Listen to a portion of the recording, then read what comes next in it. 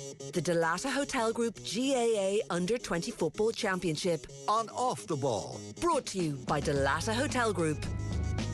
And you're welcome back to Off the Ball Saturday here on News Talk. John Duggan with you 3 to 5. This is the Saturday panel. You can WhatsApp us today 0879 180 180 or text us 53106 at a cost of 30 cent.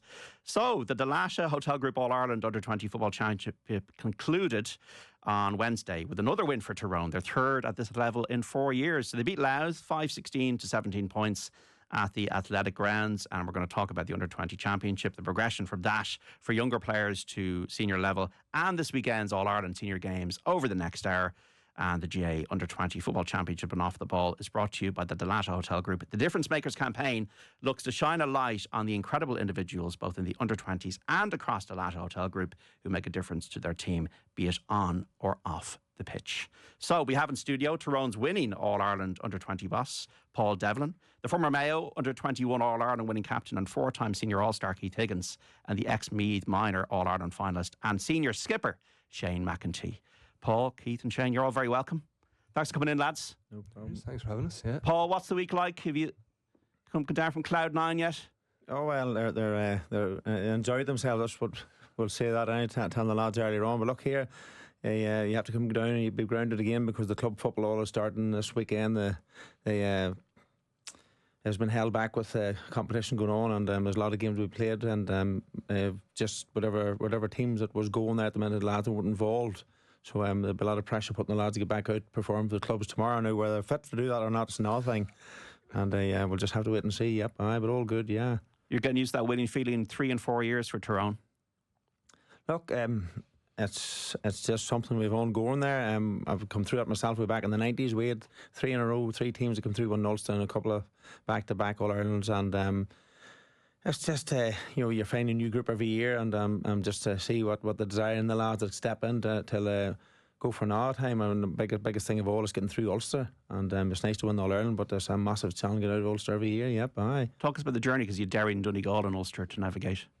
Look, they were tough games. One thing we're taking out of it, every team we seem to come up again in early and through Ulster bar, Derry and Donegal, we seem to be the underdogs, and we're happy enough that way. I don't really buy into a pile of this anyway, but I think a lot of ones were taken into account. We'd still up in maybe 13, 14 lads from last year playing, and a fair few of them were starting on the team. So again, it was a sport our boys on as well, in that sense that they're there again, and they weren't going to be turned over that easy. And I have a challenge against Derry and Owen Begg that night, and the Donegal one was even greater. And when you walk a field and you check the stats and what lads are doing, I think our 2 half forwards are around up in 17 kilometres, both of them, and that can tell you the tempo of the game and the work that was going in.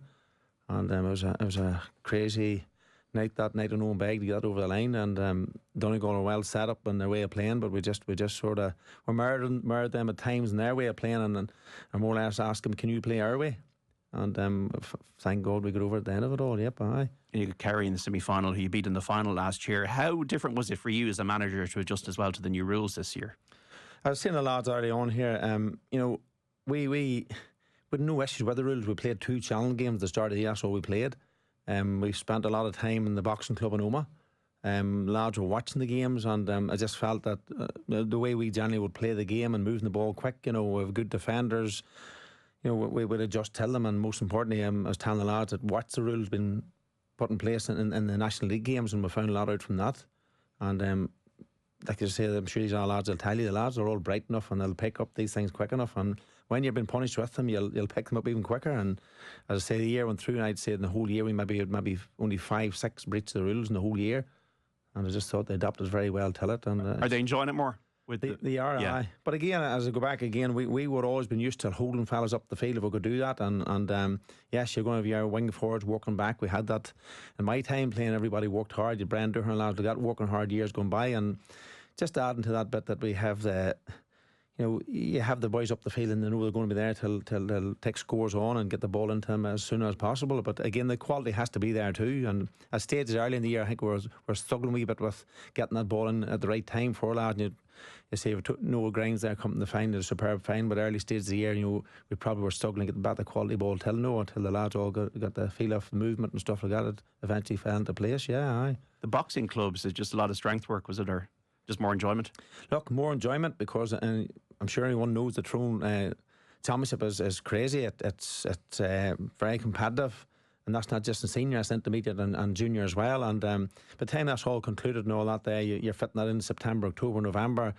Then you have universities looking the lads, you have Macquarie Cup looking lads, and there's a lot ongoing there. So we'll just take that balance with the fellas that we're not all walking out onto a training field bang on January again, and we sort of get a balance all around and do something different with them, and they really enjoy it. It's unbelievable the camaraderie and all comes out of that. You know, meeting on a Sunday morning or maybe during the week, and the coaches up and home take control of them all there, and it's just something different. And I really stand and tell them, you know, some lads there, you know, just put them in a situation of stepping in the boxing ring with a mate to do a bit of sparring, and maybe some of the lads haven't done that in their lives before. Maybe it's a different challenge, and they once they have a few sessions over them, and there's nothing that no pile of malice in it. It's all a bit of fun, but it's something that really helps them going along, and then they come later in the year, they talk about it, and what it was helping improve them confidence ways of stepping into tackles and stuff like that, you know. And it's something we always would have done through the years, even around my own club and all, we would have done a lot of not just as boxing, but the type of thing an individual boxer will do, and it really challenged them. And you know, had a few boxers who in talk and tell them, but they're challenged as an individual sport. But then we try to collect that all together and bring it to the team, and it seems to be doing the thick of the moment anyway. Where it does down the lines and another thing, but it's just something different, and I feel it's important that we're not just pulling them from one group, putting them back into our training session, go again. So we're asking a lot off them. And a lot of these lads, these fellas will tell you here too that they're going through university and they're, you know, coming from school, a lot of them school as well, and just you know, get them an outlook, you know what I mean. Look here, we'll step back here and we'll let you enjoy a bit of it here and see where you're at. Aye. You're a former Under-21 All Ireland winning captain, Keith. Were you in the boxing ring as well on your way to victory at Mayo? No, we definitely didn't do any box. Well, did a bit of boxing, a few challenge games, I think, but we didn't do any in the ring that year. But no, I think Paul's dead right there. Like, you know, we were the same with the under-20s in Mayo this year. Like, you have so many lads playing schools football, colleges football. Like we had two lads that were involved with the St. Coleman's U20 All Ireland final, which was played 2 days before first round championship against Roscommon. Like, you know, so we didn't see them for about 6 weeks before the first round championship. You know, so you just have to kind of let them go and enjoy their school experience and that kind of thing, and then you get them back in. So it's such a busy time for them that, you know, stuff like that kind of gets them away from the routine of training Tuesday, Thursday, Sunday. You know, it's no harm, and I'm sure you'll have every team in the country now next year doing boxing training in January and February after hearing that. What are your memories of being an Under-21 All Ireland winner? It's under-20 now, obviously. Yeah, I think it's a competition I have a great time for, and it's probably because we were successful in 06, but I just think it's because it's such a short year, really. You know, you're probably building your squad in November, December, but it's all over then again by May. It's so short, so condensed. And when you're winning, it's just so much fun and so much crack, and you're just kind of training, playing games, and it's, you know, you build up that momentum, and it's you build up such a real kind of close bond with the group, like, you know, that you mightn't see a fella from one end of the year to the next, but you still be good friends with them when you meet up, like, you know, because of that bond you create. And it's funny, one of the boys just set up a WhatsApp group there last week for our 20-year reunion next year, so it's right. The type of thing that, you know, you'll always remember, and you'll always kind of have to look back on. What did you enjoy about your underage career, Shane? You played minor All-Ireland final, and I'm sure it helped you in your progression to being the senior captain. Yeah, the minor was obviously a standout. We had a brilliant journey that year. We fell foul of a very strong Dublin team in a Leinster League Championship and All-Ireland Championship final, so they were the only team that had our number that year, and beat some good teams with a lot of players that have become established since then. So I thought what was really special about like minor and then 21s later on was it's one of the rare times, you know, you're playing with people who are all at the same sort of stage of life. So you're going through leaving cert or college exams or the other parts of college that are good fun as well together, and there's something a bit more, I don't know, innocent about it all. Like it's now it was very serious, and we did a lot. We actually, funny talking about the boxing, we did a bit with Cathal O'Grady in the National Boxing Stadium here at one stage, and you know, trying to get exposed to different things. And for fellas who are pretty serious about their sports, it's probably a first real insight to, like, you know, high level, like real high level, bit more detail going on in the planning, the prep and all the rest. So we look back, my wife's always slagging me, when she knew what was on the agenda today, she was saying, "Oh, you won't shut up now about talking to minor in 2012, and I'm always going on about it." Like, so 13 years Who were you later, marking? Can you remember? And we didn't even win. Who was I marking? Shane Carthy was in midfield. It would have been on him and Niall Scully at centre forward. So they weren't bad players. Like No, either, not at all. either hands full, yeah. But yeah, it was good, and it's interesting. Like more the talk of the 20s and 21s here, from our perspective. Like we beat a Tyrone team in a brilliant quarter final that year with Hampsey, McGeary, Mark Bradley, Rory Brennan, really good team who went on and won the 21s 3 years later. And our 21s for a long time in Meath was, I'd say, somewhat neglected. Like we had a really good fella over us, but in terms of, I think, the county buy-in and support and back into it, it nearly felt like a bit of a money-saving exercise. And for a long time, I think Meath suffered off that. We barely won a game at under 21 between pre-season competitions, challenges, and the championship, having been probably the second best team at minor. So that's it's always a bit of a funny one for us to look back on. I think it stalled our progress a little bit, but thankfully I think Meath now are putting a lot more into the 20s and are starting to see a bit of the rewards from it. It was a 14-point win, and we'll get to talk about that in a moment. But let's just hear from Tyrone's under-20s player of the final, Noah Grimes, speaking with Jonathan Higgins, our reporter, after winning the All-Ireland under-20s football title on Wednesday night. Noah, what an evening for yourself. You have a nice lump of crystal in your hand here as well, and you're All-Ireland champions. How on earth do you feel? On top of the world. Thought last year couldn't get any better, but definitely think it's been top now. Personal tally, it's always nice to win a final, no doubt, but when to do it when you shoot the lights out, that must make it even more sweeter. Yeah, glad I've played well, but I think anyone could have been standing with this trophy. I think nobody got man of the match twice this season for us, which just shows the depth we have. And at the end of the day, we won. That's more important. The medal's better than a trophy. But 2-6 in an All-Ireland final is so motoring, no matter what way you put it up. Yeah, well, look, just glad to have kicked well. We were chatting before, and I thought your goal in Portlaoise against Kerry was sweet, but suppose an Ireland final is even sweeter. Yeah, well, it feels better, but maybe not as good looking on the camera. Look around, there's a lot of Tyrone. The Tyrone convertible talent just keeps on going. What's in the water at the moment? How do you keep coming back and to go back-to-back champions? It's incredible. I think that's the credit to the whole setup we have with management, with players coming from last year. Tyrone we know how to win, I'd say, and we've had a good week in the county anyway. You'll certainly enjoy the celebration. Congrats, you're off to pick up another piece of silverware. Yep. And so many happy Tyrone people all around you. Definitely, yeah. Congratulations. Thank you very much. Noah Grimes there, 2-6, Owen McElhone 2-4. Maybe talk to us, Paul, about the pair of them and their abilities. Look, the first thing, they're super lads to work with. They're talk about getting above their station. I got that's not happening at all, and they know himself. He would have been maybe known as one of the lesser guys in the forward line there, but it was always there's always going to be that time that Noah's going to hit fire, and I could see there from the Derry game right through there, things were falling his way, and even go back to Kerry, he played a great role in the first half. He came out in a wee pocket of space there, and the feeding the ball in all the time and was first class, and it's just even when he got inside himself, the way he played his own goal chance, he had taken on that, really set us well up going into the second half, and just a great all-round lad to work with and want to improve all the time on his game, and like the rest of the Donegal fellas, him and Joey and Conor O'Neill and Ben Hughes, just been brilliant lads to work with.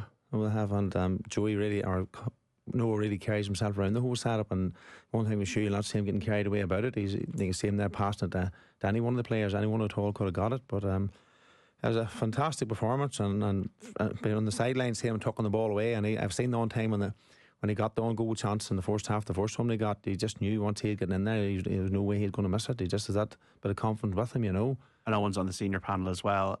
What is the secret here then? What's been done at underage? Obviously, the underage, you've won the All Ireland, but what's been done in terms of the structures, Paul? Because you're the third most successful county now behind Cork and Kerry at under 20 level. Look, it's there's academies going, yeah, surely, and they're going most counties, and they're doing their job too. But you still have to keep looking out for what players we have missed. And we have Matthew Quinn played that night at 12, and Colin Sheehy at 10, and them two lads never played in any academies or any underage minor team at all. And we're consistently out there watching club games. We don't bring 60, 70 lads up to Girvahi to do trials. It doesn't happen. The trials is happening once they go into their club football here. And that is what I'm looking for. If you're performing your club team, them's the guys I'm after. Because at the end of the day, I'm sure these fellas will tell you here too, you bring a lad up on a wet, windy night in the middle of the week, some lads aren't getting a chance to perform, and if we're not doing our work during the year, so once this club football starts here now, we're eyes on it and see what way things are going. We're always pulling lads there. Different years. We'll go back to 2019. Sean O'Mcaleer from Gorchin hadn't played any level at all, and he finished up Ulster Football of the Year, and he finished up an All-Star as well. So it's really keeping out there and keep looking and keep working, and the club was there for their putting in and developing boys and bringing them forward, and it's just a matter of are they willing to come in and want to take the chance they're getting. Who's saying that? I had a couple of lads last year who hadn't played either, maybe they're minors, but maybe not featuring on the panel, but decided they wouldn't put a lot in with it, and away then back to the clubs and see the good opportunity they missed, you know. So really that's the way we're working. We're bringing with 40, 45 lads in, and we're willing it down to 32 over maybe a 6-8 week spell, and it gives them that opportunity, you know, of what we're doing, what way we're going about our business, and seeing is it for them, or they want to commit all to it, and just, you know, head down and working and being honest with the whole thing. Aye. We're talking to Tyrone's Under-20 All Ireland winning boss Paul Devlin, Keith Higgins and Shane McEntee about Gaelic football on the Saturday panel. Keith, you watched the game the other night. What did you make of it? 5 goals is going for the jugular. Well, that's one way of putting it, yeah. I thought it was a great game, in fairness. I thought, in fairness, the two teams that went out and tried to play. Probably Louth probably shaded it for the first 20 minutes, maybe. I thought they were probably slightly better. Now, maybe that was just based on they probably had more possession and they dominated around the middle. I thought they kicked some great scores. And probably was kind of 1-1 probably in that first 20 minutes. Nearly kind of kept Tyrone in it. They were kind of breakaway scores, but second half then I just thought Tyrone looked very, very comfortable, and the goals kind of, I suppose, put the icing on the cake for them. But yeah, again, I just thought Louth were a good team. You know, the two boys in midfield were outstanding for them. I thought, you know, you mentioned Quinn there, number 12. I thought he was quietly very, very good, if that makes sense. You know, there's an awful lot of off the ball work, I'd say, for you, you know. So look, as a game of football, I just thought it was really, really good. And I think I heard someone during the week saying 5-16 was probably, you know, about right for Tyrone, but probably 17 or 16 or 17 probably wasn't right for Louth. They could have had a few more. That probably 5 minutes spell, I think, in the second half where they had one cleared off the line, hit the crossbar, and you got a goal in between, was probably the big turning point of the game. After that, then, like I said, it was just Tyrone all the way. You've had, obviously, your battle with Louth at the senior level there recently, Shane, but they've had a great run. It was their first under-20 provincial crown since 1981, and obviously the first senior since 57, so they can be happy with their year at all levels. Yeah, and like the beat Meath in the 20s final this year, having lost them the year before, and which was a pretty even game. Meath pulled away a little bit at the end, so they're doing a lot of work. Like, it's very, very evident, and I thought it was interesting. I would have seen more of Louth during the year coming through Leinster and that than I did Tyrone. I thought both of them were actually, they had a lot of similar characteristics. They're really athletic and really comfortable ball players throughout the field. And Tyrone were probably just a better version of it, I would say, a slightly better version. And that's not a slight on Louth. I thought they were really good. I thought they have a number of really good players. And it goes back to a lot of work that's going on there for the last good while. I believe Peter Fitzpatrick, before he left as chairman there, put a lot of structures in place in terms of development squads, who's working where. And I think they're starting to get after something in the schools a lot, the secondary schools, which I think is possibly, and Paul, you correct me if I'm wrong, I think it's something that Tyrone have always done quite well. The McCrory Cup is massive, and it's probably undervalued in a lot of the counties in Leinster. I think Ulster counties in particular put a lot on it, and Louth are definitely going after that. They've gone after DKIT. They've done a lot of work. It hasn't happened overnight, and you know their minors are obviously strong this year as well. So they put an awful lot of work in, and I think it's ominous enough for the likes of neighbouring counties that I think they're going to be around for a while here. We saw Mickey Hart's team in the noughties, Paul, and the household names that have produced, even after Peter Canavan's time, you had Sean Kavanagh, you had Owen Mulligan, and you see the kids there in the frame with Noah there, that this is going to encourage young kids, boys and girls, to pick up a football. Yep, you go back to that team with Sean Kavanagh and all them lads, you know, they're all coming through. And I remember ourselves playing in the Ulster final in '96. I think I was going down. And after the game, all them lads you're talking about now who are maybe an under-16 development group, you had Cormac and Allen and Gavin Devon, all them lads, they were there even after the game. They're all in their change rooms after knowledge. Can remember that because we had a box of shorts. I remember handing them all out to them. They were brand new shorts. Most of the guys were wearing the normal ones ahead. And that was all ongoing then. 2 years later, them lads won beaten in '97, minor final, won in '98, come right through into the 20s as well. So really, when you look back on it, they've been all about there. So we have a lot of them that time as well, and you get the same thing again. So you get that desire of getting the lads in the academies now again here. And I say back to the point again, they'll always be the late developer too, which we are always keeping an eye out for, which is very important, you know. Yeah, Conor McManus was one who didn't play at all minor for Monaghan, Keith. So you have been an under-21 football captain, winning an All Ireland. What are the challenges, what are the opportunities in terms of transitioning then to senior, like strength and conditioning, managing, I suppose, the distractions of, you know, partying or You know, maybe just trying to keep your fitness going and believing that you can make it into senior, because not every player does. No, I think it's... Yeah, look, there are different challenges. Back in 2006, it was very different. S&C wasn't the big thing it is now, I suppose, you know.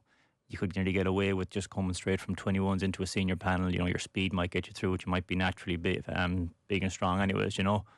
Whereas now, I think it's probably rare you'll see someone probably coming directly from under 20 and straight into a starting senior team. I know your man McGroarty in Donegal is probably doing it, but it's rare enough you'll see it, just because I think the demands physically, pace of the game and everything has just gone through the roof at senior level.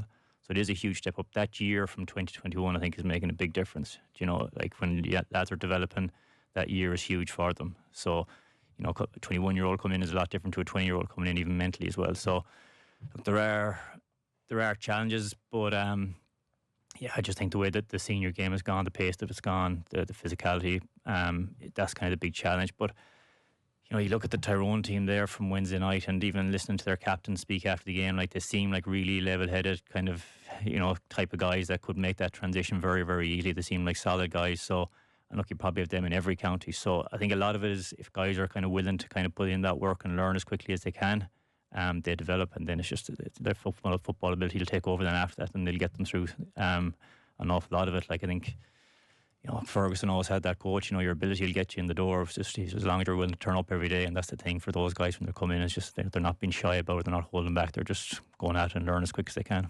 Other challenges, social media is a challenge for young people as well.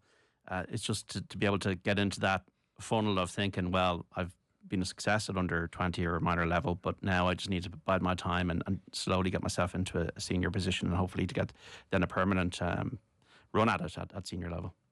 Yeah, and I think, going back to what I said earlier about, you know, exposing younger fellas to sort of high performance setups, I think a lot of the work in helping your fellas transition into senior is possibly done before they get to that stage. So if you look at the fellas that have come through now with Tyrone, they've probably been well looked after at minor level. I mentioned the schools football. I'd say they're well looked after there. And when I say well looked after, like, they're exposed to proper coaching, like the senior game. I completely agree with everything Keith said about the, you know, waiting a little bit in terms of your getting up to the pace of it and the physicality. But senior intercounty football has gone so tactical now. Like, you have to have such good game sense if you're going to make it. Even probably more so with the new rules.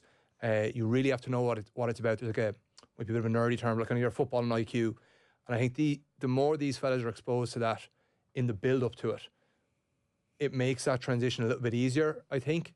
And there's also kind of knock on effects of that too. Like, you take a club team in Tyrone who's possibly provided, you know, 1, 2, 3, 4 under 20s over the last number of years in the likes of Paul's setups or any good setups like that, and they've probably played McCrory at a good level and all the rest. Now they've a batch of fellas in a club that have been exposed and expect certain things to be done a certain way, and when the fellas are feeding through into their club football, it's like that. And everyone talks about how competitive that club championship is in Tyrone. So I think there's a combination of things that just feed into, you know, making your high level football within your county, between schools, minor, 20s, adult championship, at such a high level that you're just minimised. There's always going to be a gap, there's always going to be a bit of learning, but you're trying to minimise that gap as much as possible. And I think they are possibly the standard bearers in that at the moment. You look at the competitiveness of that senior championship. I think what they have in the knockout element of it is huge. But I think on top of all, as I say, the physical bits that Keith rightly mentioned, I think trying to develop that sort of like really smart, intelligent game sense goes a long way. Some fellas are just natural freak footballers and they don't think that much about it, but they're in the minority at this stage. You know, you have to be able to understand what is being asked of you and kind of execute under pressure. And the more you're exposed to that coming up, the less of a mystery is involved in trying to grasp that, I think, at senior level. Mm-hmm. Has it been a one-size-fits-all with Meath and the players you're seeing at senior level now, or have they all come from different journeys and different paths? I would say more different up to now. I think what's happening now in the last couple of years with the 20s, you might see a bit more of a kind of streamlined structure of it, and we're starting to see more fellas be kind of leading fellas, say in Sigurdsson, for example, which I think is quite reflective. Like, so Kieran Caulfield this year was DCU captain, where he's obviously shown good leadership abilities and all the rest, and he was player of the competition.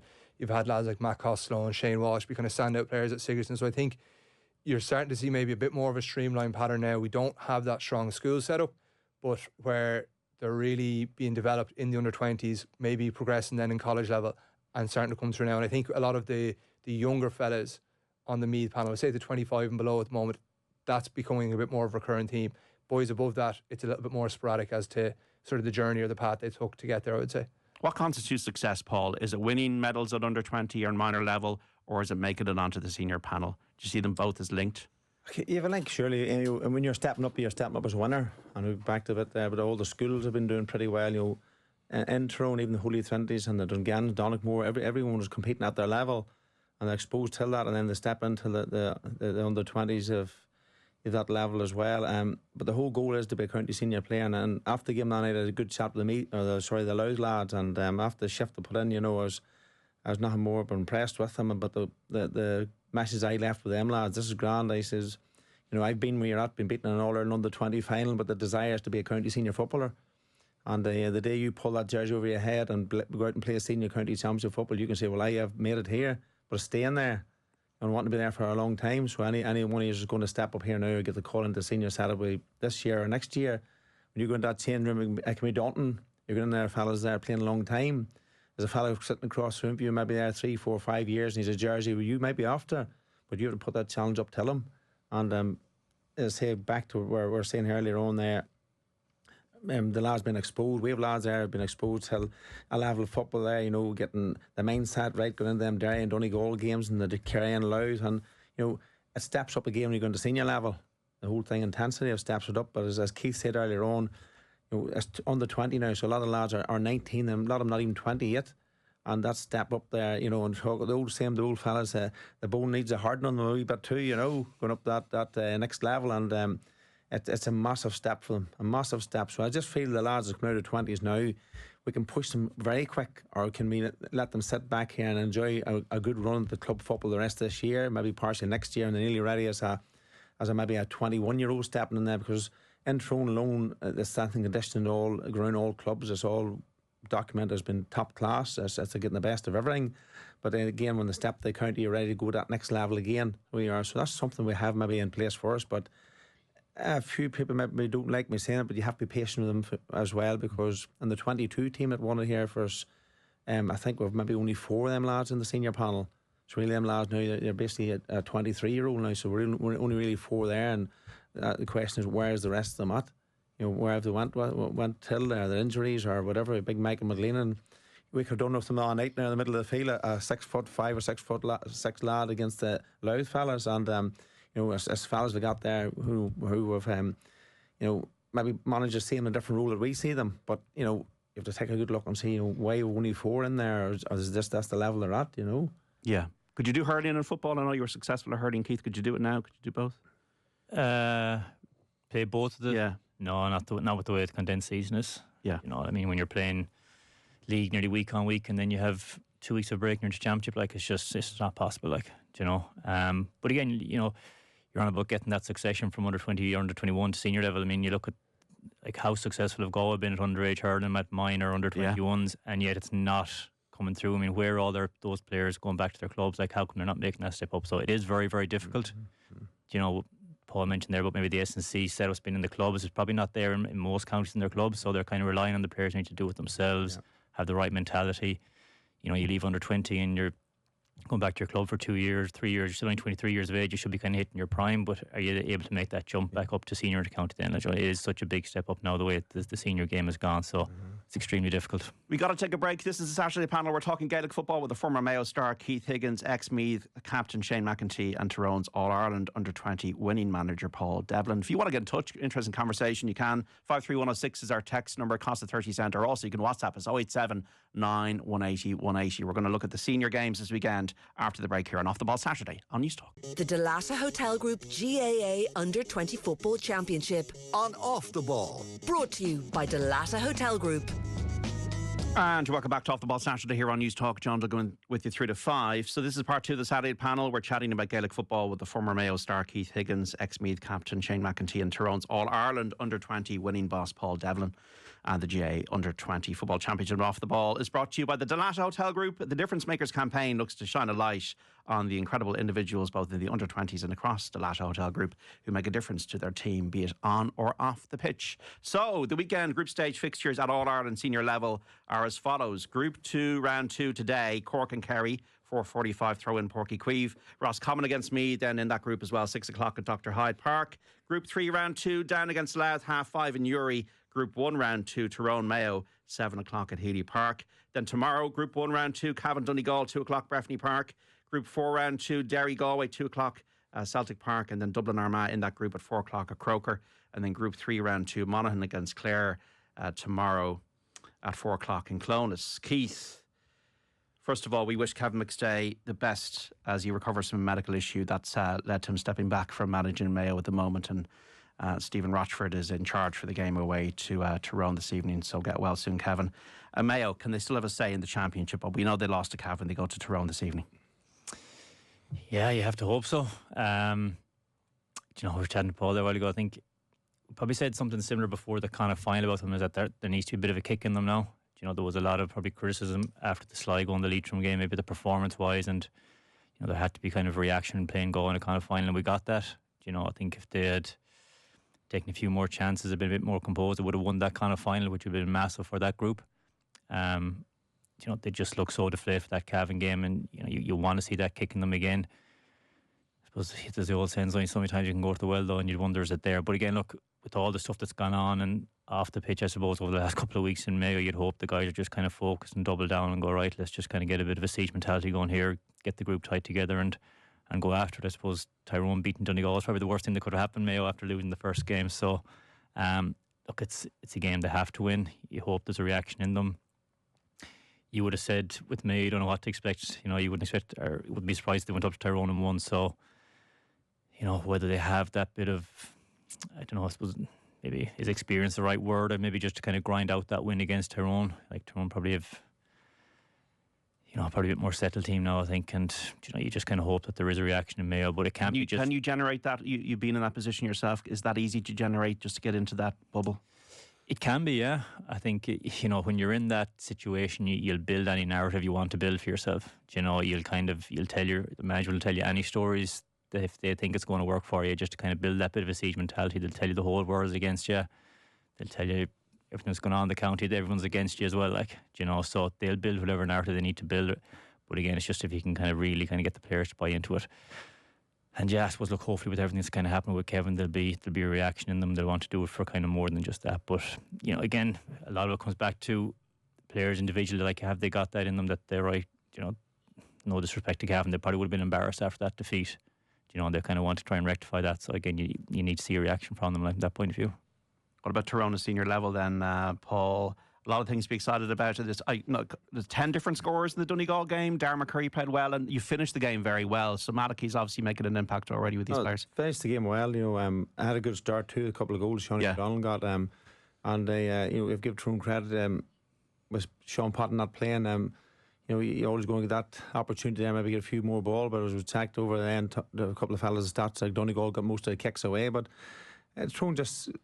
The sense there that they get the win after the Armagh game, because they pushed them rightly as they get back into the game, and they won't go and let us slip again. But as the game tonight, listening to Keith there, I look at Cavan when they played against Tyrone, and they're down the road very hurt with their performance, and they're deflated, and they knew they had to give it something. So you're going to get that maybe reaction this evening from Cavan, from Mayo this evening. And I just think Mayo could be a dangerous team here this evening going into Healy Park, and Tyrone need to be well on their guard for that. So they will. I say a lot of footballers in Mayo, they're superb footballers, and this is the time that they really talk about developing lads and bring them through to play, and this is the whole scenario we're talking about. Are you going to step up the mantle here and push on over the line? And it'll be a tough one. I still think Tyrone the favourites going into the game, but you're playing against Mayo, who days they come out there, you don't know what you're going to get with them, but when they hit form, they are a dangerous team. They can really put you to the sword, so they can. Aye. Are Tyrone All Ireland contenders? Certainly. Can you win it? We can. That's the belief we have every year.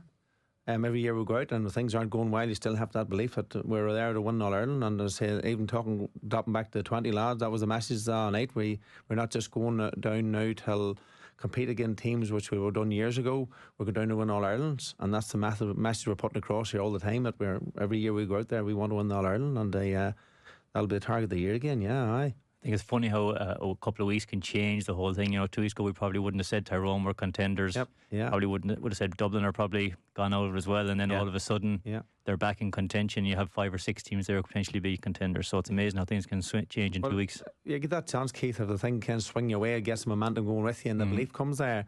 And as I say, that's what Tyrone have to be wary this evening of Mayo coming up there. All of a sudden Mayo could get a result here, and then have Donegal again. You just don't know what way things go, and it's momentum swings your way, and you get that wee bit of belief. And I think after Wednesday night too, as well, as they get a great buzz around the county with the minors last week as well, when Ulster and then the under-20s, now the seniors back out here. So there's a great buzz there, and that's, you want to keep carrying on that momentum, you know. But again, I know it's a different competition, at a higher level, but we all feed of that, and the desire there to push on. But again, naturally, we'll be taking one step at a time. Yeah, aye. The narrative for me is also flipped. The Leinster final, very disappointing. You'd hope to win the first time in 15 years, but then you go and you beat Cork in a desperate day there, the last day in Navan, desperate weather conditions. You never lost Roscommon in the championship. You don't want that to change now. No, and I think you're right. Like, I think the importance of that win against Cork can't be underestimated. I'd have, look, I don't know what way it's going to go. They're probably very evenly matched teams, but I'd have had a lot of fears if it was another disappointing defeat after the Leinster final. I'm saying to Keith outside, like, the disappointing part of losing to Louth isn't Meath losing to Louth. That would have been the narrative years ago, that sure, how can you lose to Louth? That's not the case anymore. It was disappointing because there was so much hype and energy and expectation going into the game, and it was a really good opportunity off the back of beating Dublin. So the lads would have been really down over that part of it. So to ground out a win in tough conditions and still playing a bit nervy and edgy in that from the Cork game, I think very much changes the perspective going down to Roscommon. Like, if you get a result this evening, you're almost guaranteed, you know, in the worst case, a home prelim, which is huge. That's another massive game. And you're trying to kind of analyse the Meath here. There's a lot of good during the league, and then you miss out on promotion, and then there's a bit of messing that goes on before the championship, and at half time against Offaly, it's looking like it's going to be a pretty rough championship. Post-mortem. Yeah, and then that turns and you beat Dublin. So it's up and down and up and down. So I think the Cork one was huge. I think for the lads now to get a win in this series, I think it primes them well to push on. Roscommon have so many dangerous players, and I think their form, I'd say it's hard for Roscommon to pick their last good performance that they'd be really happy with. I'd say you're going back a good bit to early in the league, I would imagine. But they still have so many quality players out there that you feel, a bit like maybe we were saying with Mayo earlier, I feel there's a kick there in them somewhere. Like, I know they still got promoted and they got to a league final, but I think they kind of limped into that a little bit. Wouldn't have been happy with their performance against Galway. I wouldn't have been happy with the result against Kerry, albeit it would have been a big ask to go down there. So there could be a bit of a dangerous piece there, but I'm very happy for me to be going in off the back of a kind of a good win like that. And a couple of key things happened, or I mentioned two of them earlier, Matthew Costello and Kieran Caulfield. A couple of these fellas of that sort of generation really stood up with the game in the melting pot there, which was really encouraging. You know, you have Brian Menton and Donald Keoghan who had huge moments, as they've had for how long, but you're not looking at them to carry it the whole game through. Now, some of these other fellas, Sean Coffey, Geordie Morris, had really, really big moments. So I'd be hopeful for the lads going down there, but fully aware that, you know, Roscommon have plenty that can cause problems. Cork and Kerry then later on today, Keith. So Cork, they'll be disappointed with the result away to Meath. Have they gone in the opposite direction to Kerry, who was a comprehensive win over Roscommon? You think the new rules are helping them, but in Munster it was really, really tight. So are they maybe diverging a bit? It should be a more comfortable day for Kerry then? I think it will be. Yeah, I think as Shane said there, like, the reaction from Meath after losing that Leinster final was really, really good in that victory over Cork. Whereas after the Munster final, we're thinking maybe Cork have closed that gap now. Maybe their time is nearly coming where they're going to push on. And then we didn't see that against Meath, which was probably very, very disappointing from their point of view. So I think this is probably a huge one for Cork. I can't really see them getting as close as they did in that Munster final, to be honest with you. I think that was one they just probably peaked for. But just go back to Roscommon there, I think the Kerry game, was probably just nearly a free shot for Roscommon. They could just go down there, have a go at it, see what happens. Whereas probably the Cork and the Meath games, the two they really want to be targeting to finish second place in that group. So I think it's a huge one from them. But yeah, can Cork replicate that Munster final performance? I just don't see it. If they'd put in a good performance against Meath, you'd have said their kind of consistency level, they're going that way. When that wasn't there, it's just too much of an ask them to go and do that again. Is it growing on you, the structure, and how important is it to top the group for you, just with that little break? I suppose, like, there's been so much talk about the structure over the last couple of years and that the lack of jeopardy and all that, but I think the way the groups have panned out this year, like with, you know, you have Dublin, Galway, Armagh in one group. I mean, that's a really, really tricky group. Then you have Kerry, Roscommon, Cork and Meath again, three teams very, very tight there at the same level. So it's actually not too bad, but I suppose, like you said, topping that group gives that weeks of a break. If you have injuries and all that, gives you an extra week to clear them up. But sometimes we mentioned momentum is just a big thing. Sometimes you don't mind playing week on week if you're Armagh last going year. well, Yeah. because, like I said, you've just no time to think about it. I go back to 2017 when we went through the back door. We played, I think, 10 games all year. It was your best ever performance. Yeah, because we were literally, you'd play Saturday or Sunday, you'd train Wednesday, and you'd play Saturday or Sunday. That was it. You'd no time for training, 2 nights a week, video sessions. It was just train, play, go, and momentum is huge. So, yeah, look, the week's break can be a good thing if you have injuries, but at the same time, there's no scientific reasoning behind momentum at times, but sometimes it can be a massive thing for you. Nobody's talking about Down. They won the Taunton last year, Conor Laverty there, and they were very big comprehensive winners over Clare, and they've got Louth now, a wounded Louth, Paul. So maybe Down might have a bigger say than people think. They have a bigger say, and you go back to the game they had against Donegal earlier on there, and I thought they exposed a lot of gaps in Donegal, and they had a few guys with a confidence there to take the goal shot on. They could have maybe thrown up a surprise or got a lot tighter. You know, they put a massive shift to put in. And they said last day against Clare, that just blew Clare away. But with had there, you've seen they brought a few more players to the fore there. Have come out there, and young Guinness in the middle of the field there was doing a lot of probing all the time and causing a lot of problems, you know. But going into Louth, you know, can Louth get back on the bandwagon after last week's defeat? And you know, it's a local derby. I know that looked they play the game in Newry last week again. Louth Monaghan last week, and it was held back. You know what I mean? You can understand Down on that stand too. You can understand that. I was in for a cracking game, and don't be surprised here. Down gives us all a bit of a surprise here because they're going well. They've went down. Yep, the Division 3. It's Louth's up and coming team, so it's one there. It's a hard one to call. A very hard one to call. But if Louth can get back on the track with the game they've been playing, that running game, the ball over the top, again Down could struggle with that. Really can, because I do think that is maybe a wee bit of weakness Down at times at defensive end. But if the guys up the field taking them opportunities to get, which I felt again Donegal they had, and they had a chance to get the game tighter and push to the line, they didn't do it, you know. But all to play for, as old saying goes. Yeah, aye. What do Donegal need to do, Shane, to get back on their horse? Because Ulster, they've been kings of it when Jim McGuinness has been on the sideline, but then the Tyrone defeat was a setback. They go to Cavan now, who are cock a hoop. Yeah, I don't think they'd be massively concerned. Like, it's a big ask with how competitive that Ulster Championship was. Like, you know, that Tyrone game was nearly just an extension of that Ulster Championship. And so many tight, emotionally draining games like that. You know, it doesn't take a whole lot. A great result for Tyrone. It doesn't take a whole lot for that to go the other way. So I don't think they'd be overly panicked. And I think that, yeah, I don't see panic. I think it's a good game because they'd be forewarned by Cavan as well. You know, there's no writing Cavan off after the Mayo performance. Whereas, like Paul said earlier, if you had got them after the Tyrone game, you would have been looking saying there's not a whole pile in this Cavan team at that level. Whereas they've bounced back well. So, like, they showed, I think, just from a tactical perspective, they showed a little bit more variation against Armagh with only maybe 3 or 4 direct balls into Murphy. I think that goes a long way in terms of just making teams have to think a little bit differently and making them have to set up a little bit differently. And even in terms of, we're talking about like the energy you exert from that long, hard running game, if that's your go-to all the time, one, it's very physically taxing, and two, it takes a lot for it to go wrong.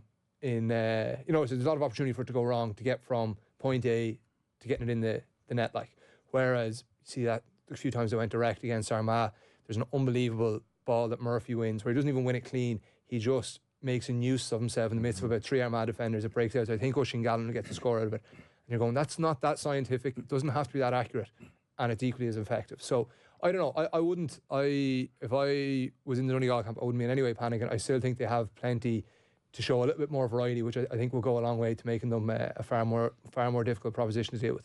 What about Galway then? So the defeat to Dublin was a bit of a setback for them. They go to Derry. Derry, a little bit of life at the end of the Armagh game, but they haven't. It'll be nearly a year since they've won a match, Derry. So yeah, I suppose nearly similar to the semi-final a couple of years ago. Yeah, similar to probably Donegal in that losing to Tyrone, Galway losing to Dublin, it mightn't be any harm for them in that it might just bring them back down to earth a small bit. You know, all the talk probably. Were they getting carried away on the border there, were they? Oh, they're always getting carried away on the border, but it's probably just like, you know, after the provincial finals, all the talk was that it was Galway, Donegal, probably Kerry were the 3 outstanding contenders. Do you know? That was the way in the betting as well. Yeah, and then all of a sudden you get the first round of the group games, a couple of losses, and next thing the whole thing's wide open. Now we have 6 contenders. Do you know? So it's probably, from Jim McGuinness' point of view, Port Joyce's point of view, it's probably that kind of kick in the backside that probably, you know, maybe we're not as as good as everyone are saying, even though they'll still believe that they are All Ireland contenders. That makes sense, you know what I mean? So they probably just needed that kind of a bit of a jolt to bring them back down a small bit.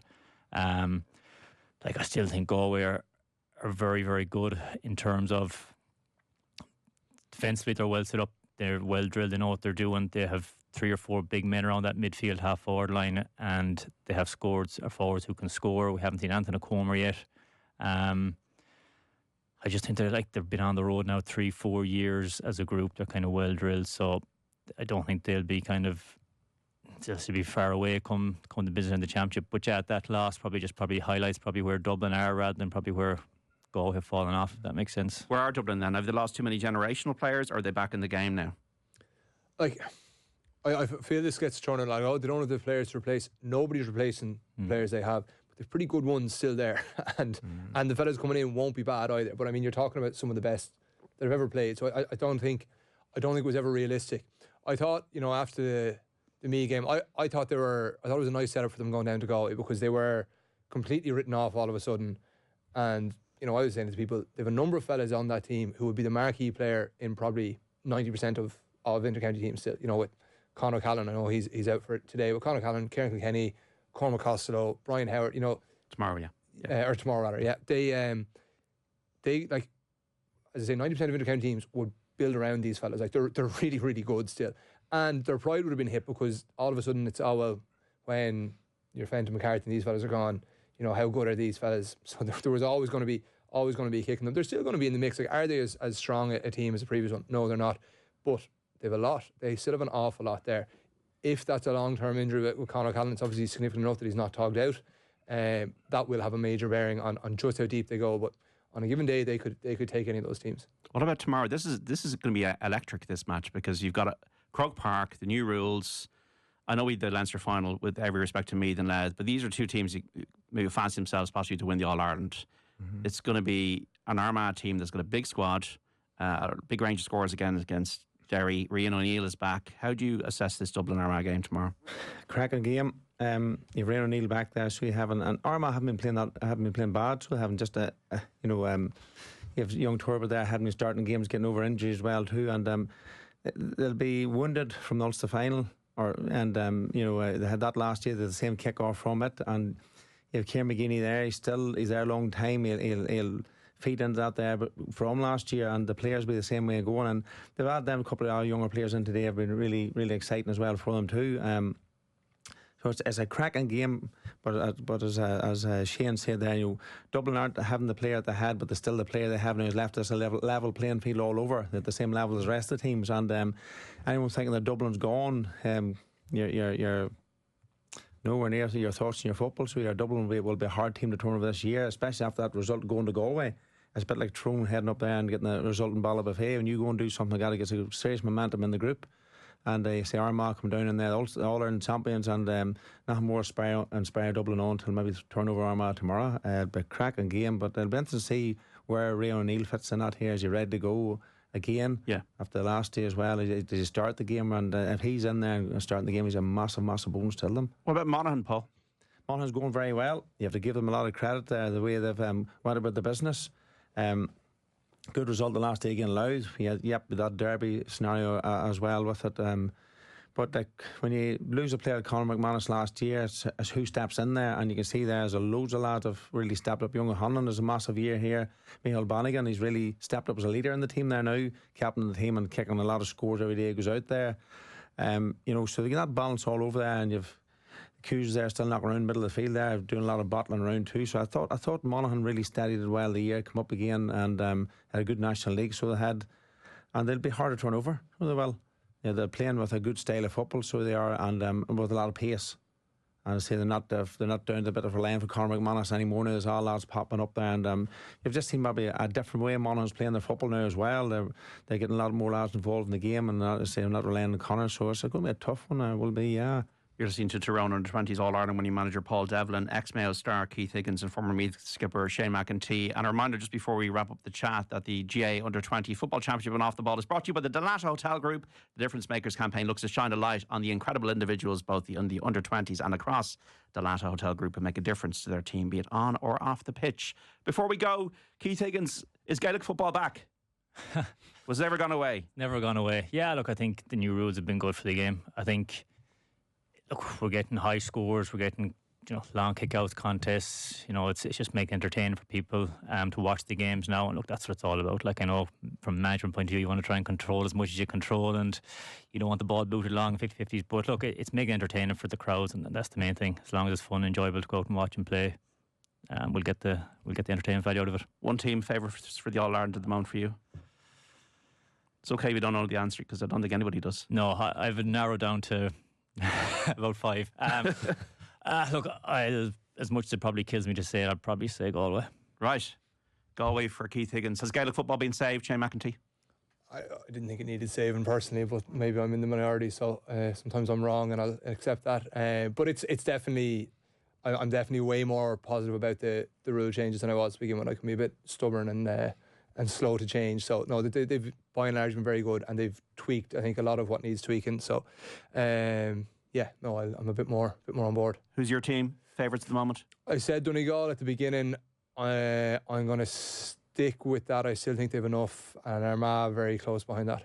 And who's your favourites at the moment, Paul? You have to say Tyrone, don't you? Well, hopefully Tyrone, but I'll not put that on them again. Go back to Galway again. If Galway can keep all their players fit, and I feel last year if you take Kevin Walsh or young Walsh last year, Shane Walsh's carrying injury in that game there last year, and young Fendery off the knock, and that was a massive blow to them. And if they can keep all them fellas fit here and there in full flow, especially coming off that game again Dublin there, I'll get the banter back up. I think Galway will be very hard to tip, but again, don't forget the guys from the kingdom. They always can surprise us where they can, Yeah. And whatever way they'd come with the rules here with the kicking the ball, was there excellent at it, the best of them all, and but I still go for Galway. So aye. Paul Devlin, Shane McEntee, Keith Higgins, thank you so much for coming in, lads. Appreciate your time on the Saturday panel today on Off the Ball Saturday here on News Talk. The All Ireland Ladies Football Championship begins tomorrow. Matches at intermediate and junior level before the senior action starts next Saturday. So we're going to talk to Cavan defender Sinead Green about her journey in Gaelic games and the challenges of day-to-day life in our Guinness 0-0 settle-in conversation. That's coming up after this break. The Dalata Hotel Group GAA Under-20 Football Championship on Off the Ball. Brought to you by Dalata Hotel Group.